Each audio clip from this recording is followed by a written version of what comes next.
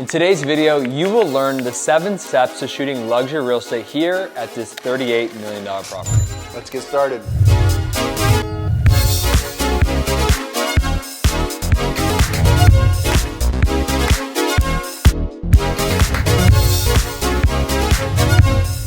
Step 1, you want to prepare for the shoot. You want to make sure that everything's ready to go. Get rid of objects that are a little bit too bulky. Make sure that you minimize things such as shampoo, dog bowls, all those little things that, they say it's not your job, but it makes a huge difference if you get rid of it for your videos, and the clients will become super, super happy.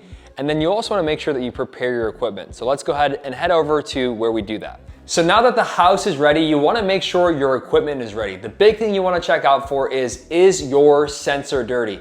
If your sensor is dirty, the whole shoot's going to get ruined. It's going to take so much more effort in the editing suite, and just make sure your equipment is organized. So let's go ahead and get to shooting.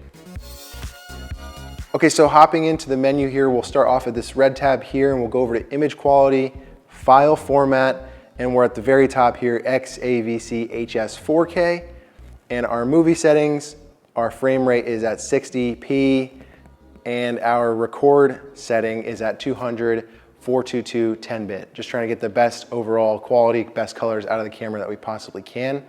Then I go back and just double check that my shooting display is correct. So our grid line display is on, and then the grid line type should be diagonal plus square grid. If you just do rule of thirds, then all you're gonna get is just the rule of thirds, but if you add on that diagonal plus square grid, you'll get those diagonals and you'll be able to see exactly where the center of your camera is. It's just a little bit easier to process your shots. Going back here, then we will go down one tab, go down to color tone, and I'll make sure my picture profile is set to PP8. That would be our S-Log3.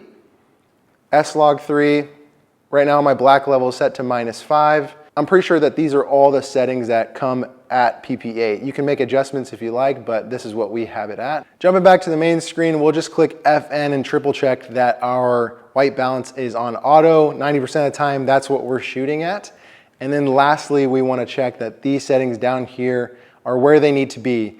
Being that we're shooting at 60 frames a second, we want to make sure our shutter speed is double that, so we're always at 1/125, unless instructed otherwise or creatively we're doing something different. And then at S-Log3, our native ISOs on the A7S III will be 640 or 12,800. So your goal here is always to make sure that this meter says 1.7. So I'll just turn the, the aperture up a little bit, and now we're at 1.7, 2.0. But as long as it looks good on screen and we're reading 1.7, 2.0, we should be good, but let's get moving. So now it's time to talk about the wide shots. When it comes to the wide shots, it's super simple. You don't want to overthink it. There's 3 kinds of shots that you want to get. The first shot that you want to get is the wide straight push. So you could be walking forwards or you could be walking backwards, but it's thinking about, hey, is my shot nice and straight? Is it symmetrical? Does it look great? Are my horizontals straight?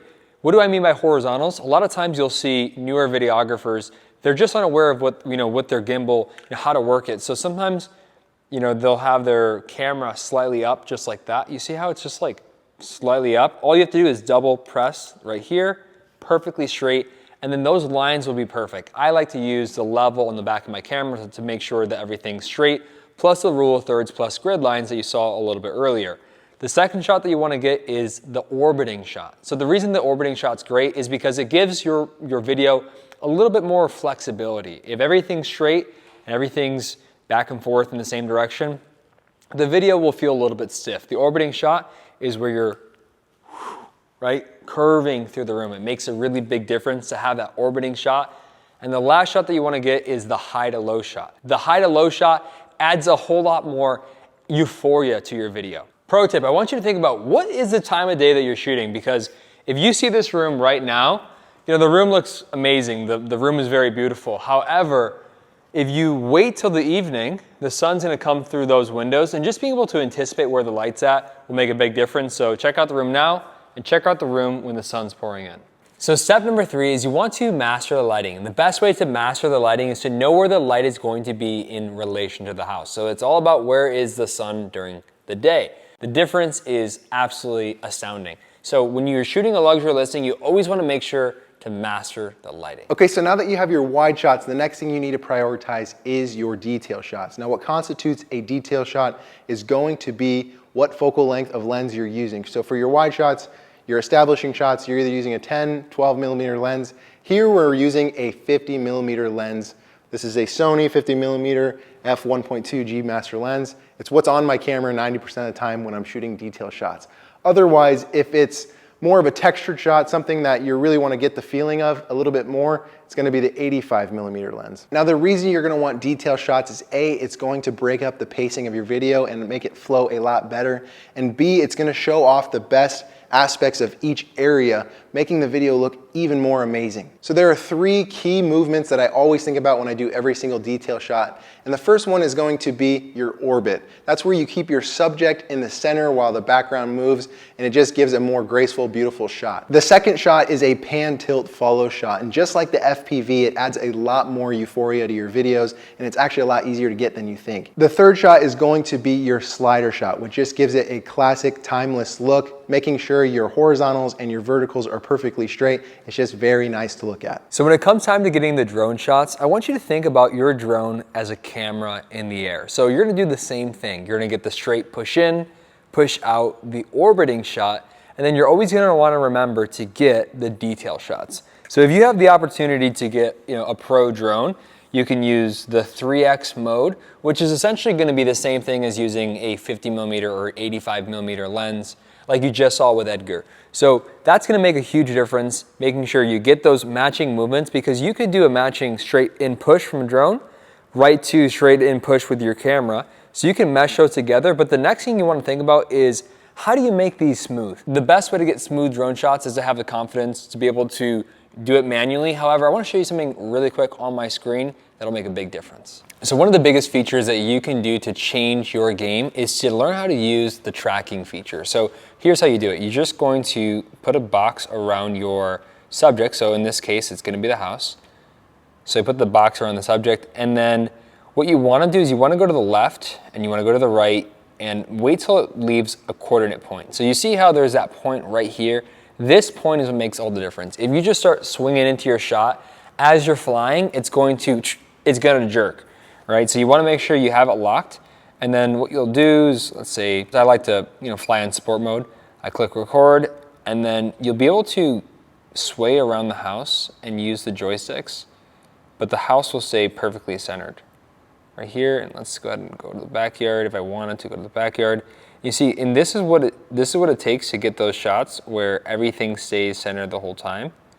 And what's cool is, whether you go out or push back in, the house is gonna stay in the center. And this is something that we do, all over the world, whether we're, on the top of a mountain or if we're at a penthouse. This shot is so helpful to have this feature running. Now, in this case, there is a couple things around the, the house that, I would like to avoid. However, if you'll notice, let's say that was perfect. You'd see that the house is pretty much staying in the center the whole time. And that makes a huge difference when shooting, makes your job a whole lot easier.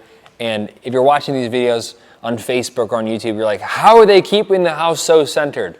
The trick is they're using this feature. Super simple. Let's get to the next one. And last but not least is set up for your day to nights. And that is the simplest thing you can ever do. It really is super simple. All you have to do is find the shots that you want that transition to happen, the day and nighttime. Make sure it's gonna be a massive transition. Good lighting, you're gonna see that it is nighttime, make sure there's good windows, but you wanna watch for your reflections in the windows. So in the daytime, be thinking about that. Are my reflections gonna be in the windows in front of me? Luckily on this one, I got a big gap in between the two windows.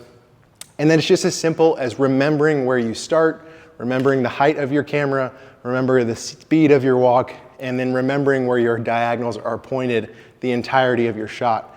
So right here you see a shot that I did in the living room, great marble, great lighting, and it's straight on, and I remembered, okay, now at nighttime I just have to make myself skinny, and in between the windows you don't see my reflection, so that's something you want to prioritize the whole time. And here's a couple other examples here. All you have to do is really just in the daytime when you're setting that shot up and when you're getting that shot, all you have to do is just take a picture of where you were. So I'm always on my phone, snapping photos of where I was standing, snapping photos of my screen. What does my screen look like? And then just remembering what are my diagonals pointed at? How fast was I walking? How high was my camera? And it's just as simple as that. And then in the editing process, your life will be so much easier and the video will look so much better.